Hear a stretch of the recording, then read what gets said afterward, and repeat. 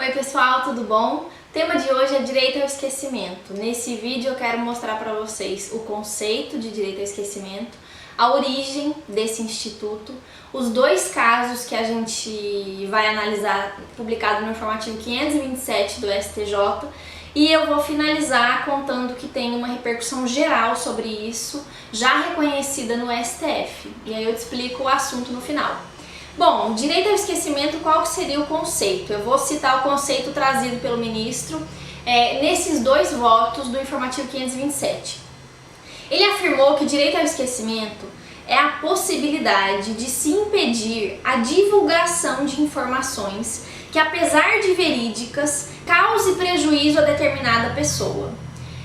Conforme eu vou te falando sobre a origem desse instituto, você vai compreender um pouco melhor esse conceito.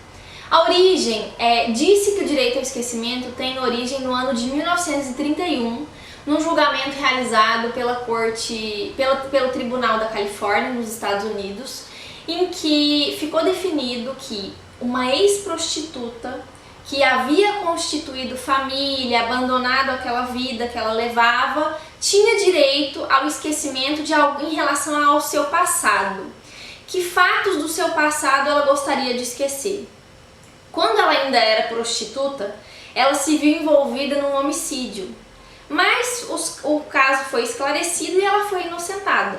Então passou um tempo, ela constituiu família, se casou e justamente o marido dela foi quem pleiteou na corte o direito que a sua mulher tinha de esquecer aqueles fatos e que a comunidade não viesse mais a ficar sabendo daquilo que já havia acontecido e esclarecido inclusive. Por quê? Porque um filme estava para ser publicado sobre aquele homicídio, bem como citando o nome dela, a profissão que ela tinha naquela época e o envolvimento dela, mesmo falando que ela tinha sido inocentada. Ela não queria se ver mais ligada àqueles fatos, tendo em vista que a vida dela tinha sofrido uma mudança bem positiva, inclusive. E a corte concedeu o direito a ela de ser deixada em paz, de ser esquecida. Na verdade, daqueles fatos serem esquecidos, e o filme não foi levado adiante, ele foi impedido de ser divulgado. E agora, como o direito ao esquecimento chegou no Brasil? Foi publicado um enunciado 531 da 6ª Jornada de Direito Civil que falava expressamente o nome desse instituto. Posteriormente a isso, no ano de 2013, na mesma tarde, o STJ julgou dois casos envolvendo o direito ao esquecimento. Um pela possibilidade e o outro pela impossibilidade. O que foi muito bom, que deu para a gente compreender quais seriam as balizas utilizadas pelo STJ para se definir pela procedência ou improcedência do pedido. O primeiro caso que eu quero falar com vocês é o da chacina da Candelária. O caso foi o seguinte, eu vou ler o que o STJ definiu. Gera dano moral a veiculação de programa televisivo sobre fatos ocorridos a longa data com ostensiva identificação de pessoa que tenha sido investigada, denunciada e posteriormente inocentada. Um policial se viu envolvido de forma também equivocada, do mesmo jeito que aquela ex-prostituta, de forma equivocada neste episódio. Ele foi preso, inclusive, mas posteriormente inocentado. E o programa Linha Direta da Rede Globo trouxe à tona novamente esses fatos, exibindo foto e nome dessa pessoa que já tinha sido inocentada. Por um erro do programa, a pesquisa do programa não chegou a esse ponto de descobrir que aquela pessoa tinha sido inocentada. E até o ministro bem disse quando ele começa a analisar esse julgamento sobre o direito ao esquecimento. Ele avisa: o que o STJ está julgando e criando uma tese a partir de hoje em relação ao direito ao esquecimento em relação à rede de televisão. Nós não estamos tratando de internet. Bem disse isso, porque talvez quando for falar de direito ao esquecimento em relação à internet, o entendimento, as balizas podem ser outras. Então, o que a gente vai analisar hoje do 527, tanto da chacina como o próximo caso que eu vou falar da Aida Cury, são em relação ao direito ao esquecimento à televisão. Então, analisando essas situações, o STJ entendeu que o dano fixado no valor de R$50 mil era razoável e deveria continuar assim, em relação a esse policial que foi inocentado, mas se viu envolvido num programa de televisão, tendo que revisar e lidar com essa situação do passado novamente, mesmo passado algum período. Em relação ao segundo caso de improcedência do pedido em relação ao direito ao esquecimento, é o seguinte: Aida Cury foi uma jovem que foi assassinada no ano de 1958.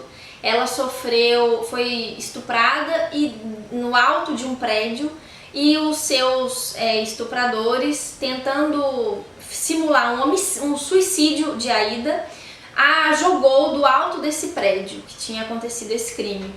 Então o caso repercutiu no Brasil inteiro, tanto que o primeiro juiz que julgou esse caso aqui disse que uma simples busca pelo nome de Aida Cury dá mais de 400 mil buscas na internet.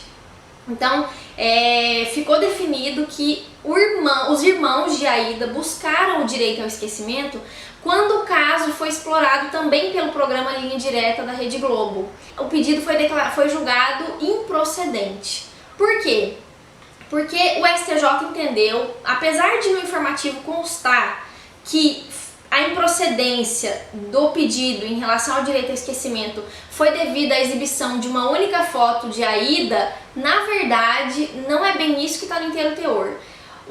Isso está no final do voto, quando ele já está analisando a parte final. O direito ao esquecimento em si mesmo não foi deferido nesse caso aqui, devido ao lapso temporal que havia passado entre a morte de Aida e a exposição do programa.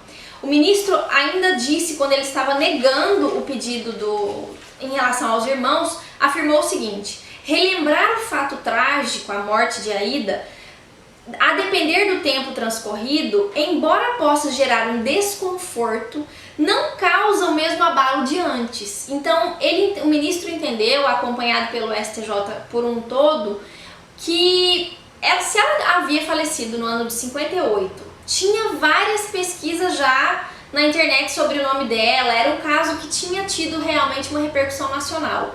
Nós estávamos ali, esse programa foi exibido entre final de década de 90, próximo dos anos do ano 2000. Então, já existia um lapso temporal muito grande entre o fato e a exposição daquela morte, da morte de Aida Cury. Então o STJ entendeu que não cabia o direito ao esquecimento aqui, porque não tinha o mesmo abalo, por exemplo, do que no caso da Candelária, que trazia para essa pessoa que não fazia 50 anos, por exemplo, que tinha acontecido a chacina. É um fato relativamente recente da nossa história. Então o principal peso nesse caso aqui foi o lapso temporal entre a morte de Aida e a exposição do programa. E agora só te dizer o último fato que eu quero que você relembre e preste atenção, fique acompanhando isso. Esses irmãos de Aida Cury não se conformaram com esse julgado aqui de improcedência. Eles recorreram, continuaram a recorrer, e agora vale a pena a gente acompanhar então como vai ser o direito ao esquecimento no STF, tá? Então fiquem atentos em relação a esses casos, muito importante para as provas de vocês. Então é isso, até semana que vem, bons estudos, tchau!